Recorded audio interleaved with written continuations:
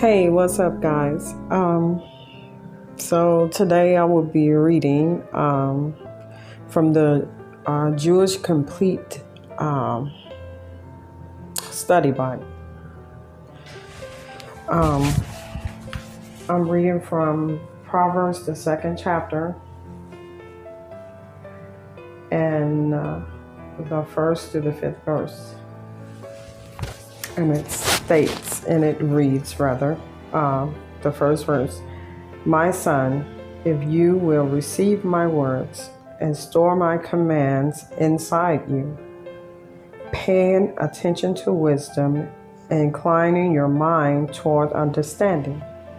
Yes, if you will call for insight and raise your voice for discernment, if you seek it as you would silver and search for it as for hidden treasures, then you will understand the fear of Adonai and find knowledge of God, for Adonai gives wisdom.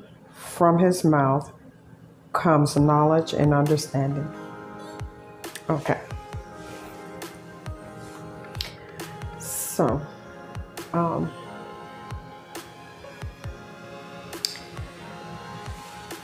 I read that chapter because I feel like it is an urgency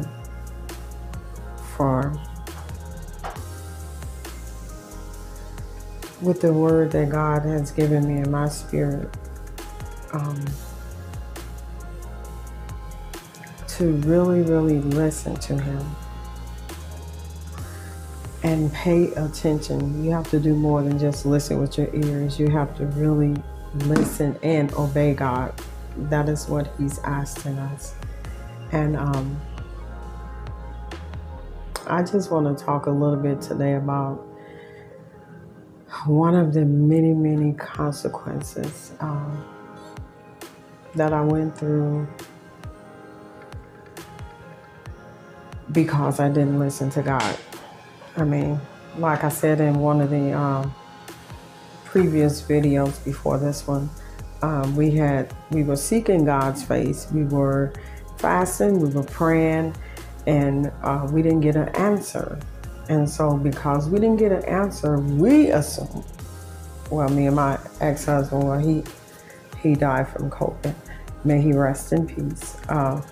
But we assumed, me, my ex-husband, and his brother, which was the pastor of the church, and his brother's wife, we assumed because God didn't say nothing to us that meant that gave us the green light to go on ahead for me and my ex-husband to get married. But no, it wasn't. That wasn't the green light. When God didn't answer us, that meant no or wait.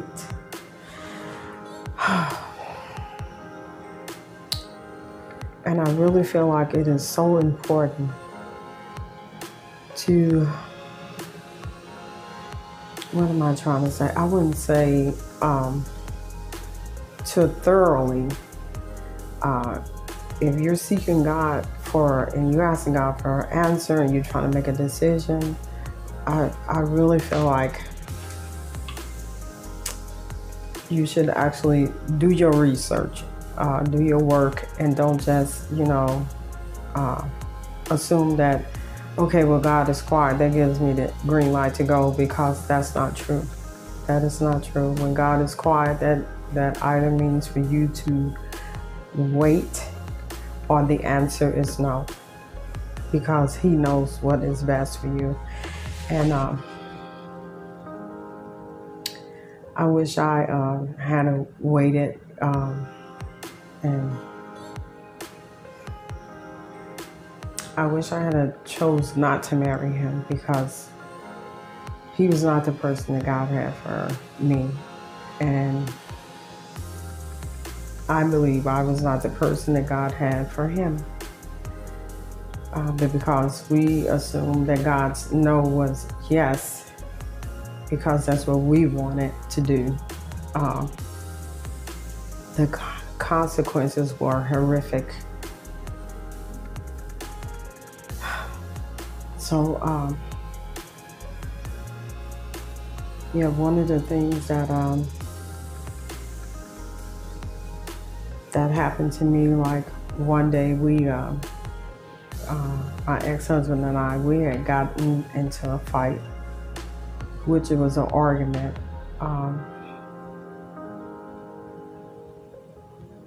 And next thing I knew,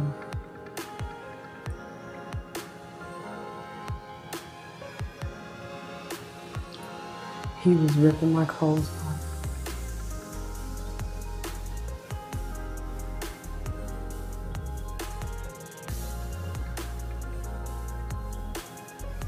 And he threw me in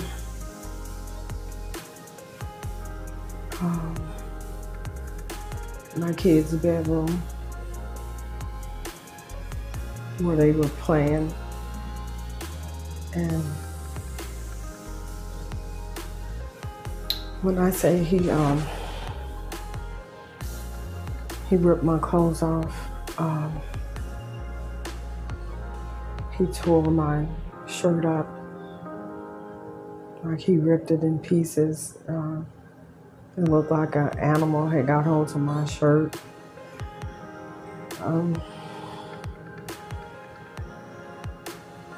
He tore my bra off.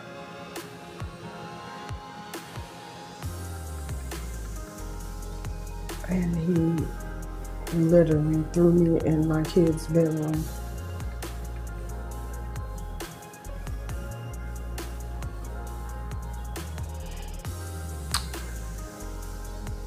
And I was so humiliated. I was so hurt up because I was thinking, like,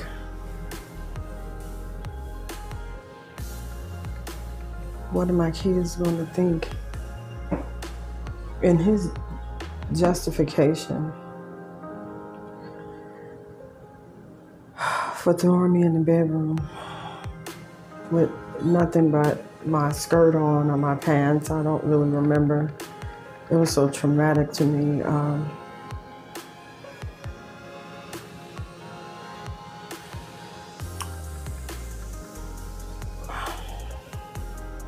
His reason for ripping my shirt off and ripping my bra off, he said it was because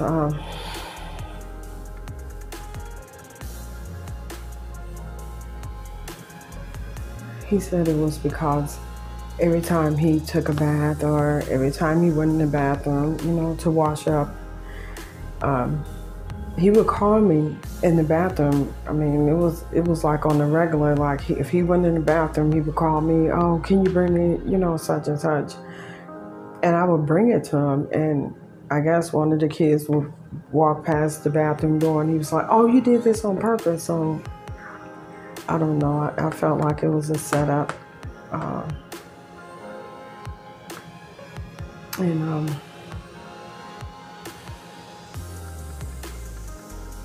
If there's any advice I can give anyone, any man, woman, young adult,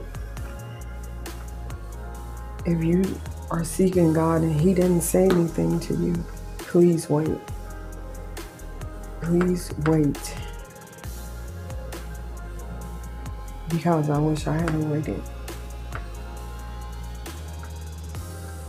And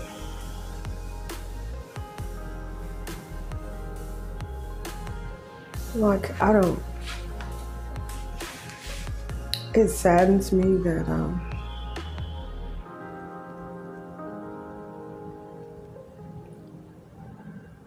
like I never thought I would get to this point where I am in my life where I can talk about it. But it's still painful. I don't even want to say it's painful. I'm not saying that it doesn't hurt.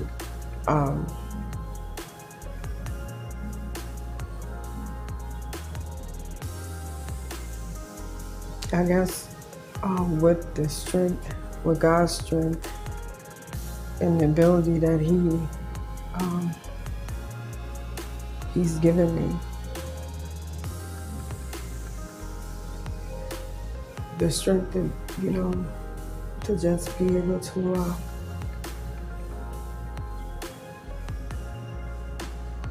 tell my story to help someone else.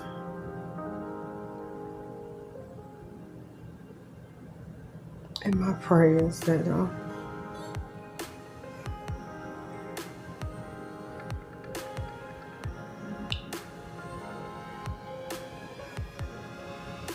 I was in this relationship with this man for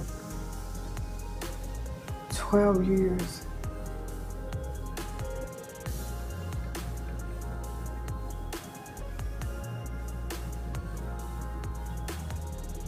And the abuse was horrific, you guys. It was really, really bad.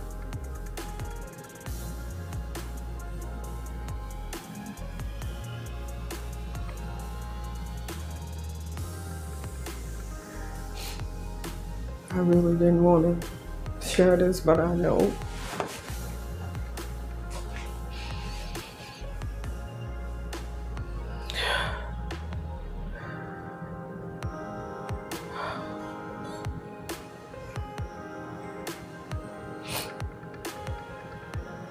I know that my story will help someone else. Because I believe that if you can avoid a pitfall, a trap,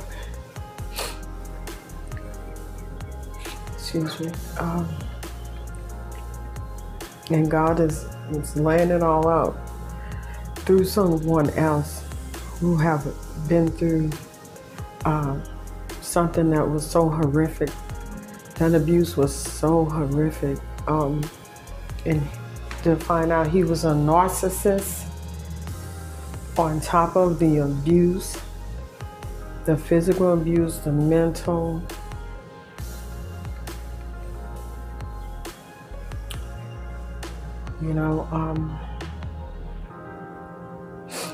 it's only by the grace of God that I made it out of that situation. And I'm alive, and I'm well. And God has healed me. And